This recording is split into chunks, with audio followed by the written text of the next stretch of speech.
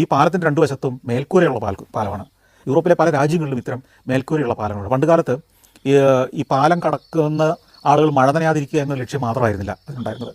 ഈ പാലമൊക്കെ പണ്ട് കാലത്ത് ഒരു തരത്തിലുള്ള ഒരു വാണിജ്യ കേന്ദ്രം കൂടിയായിരുന്നു. ഈ ഫ്ലോറൻസിലെ പാലത്തിൻ്റെ പ്രത്യേകത എന്ന് വെച്ച് കഴിഞ്ഞാൽ പല നിലകളിലായി കെട്ടിടങ്ങളാണ്. അതിൽ ഏറ്റവും മുകളിലത്തെ ഒരു നിലയിലൂടെ ഒരു പാതയാണ്, ഒരു പ്രൈവറ്റ് പാസേജാണ്. അതായത് നദിയുടെ മറുകരയിലുള്ള കൊട്ടാരത്തിൽ നിന്ന് രാജകുടുംബാംഗങ്ങൾക്ക് താഴെയുള്ള സാധാരണക്കാരുടെ വലിയ ശല്യമൊന്നും ഇല്ലാതെ മറുകരയിലുള്ള കൊട്ടാരത്തിലേക്ക് പോകാനുള്ള ഒരു പാസേജായിരുന്നു ഇത്. അപ്പോൾ അതിൻ്റെ താഴത്തെ പല നിലകളും പലവിധ കച്ചവടങ്ങൾക്ക് വേണ്ടി ഉപയോഗപ്പെടുത്തിയിരുന്നു. അതായത് നദിയുടെ മുകൾ ഭാഗവും ഒരു കെട്ടിടം പണിത് വെച്ചിരിക്കുന്നു, അത് നദിക്ക് കുറുകെ ആയതുകൊണ്ട് അതൊരു പാലത്തിൻ്റെ ഫംഗ്ഷനും നടത്തുന്നു എന്നുള്ളതാണ്. ഇത്തരം കവേർഡ് ബ്രിഡ്ജുകൾ പലയിടത്തുണ്ട്. ഇപ്പോൾ ചൈനയിൽ ധാരാളം കവേർഡ് ബ്രിഡ്ജുകളുണ്ട്, മേൽക്കൂരയുള്ള പാലങ്ങളുണ്ട്. അതുപോലെ തന്നെ ഈവൻ ഭൂട്ടാനിൽ പോലും ഉണ്ട്. ഭൂട്ടാനിലെ പാരോയിലും തിമ്പൂലും ഒക്കെ നമ്മൾ ഇത്തരത്തിലുള്ള കവേർഡ് ബ്രിഡ്ജുകളുണ്ട്. പാരോയിൽ വളരെ പ്രശസ്തമായ ഒരു കവേർഡ് ബ്രിഡ്ജുണ്ട്.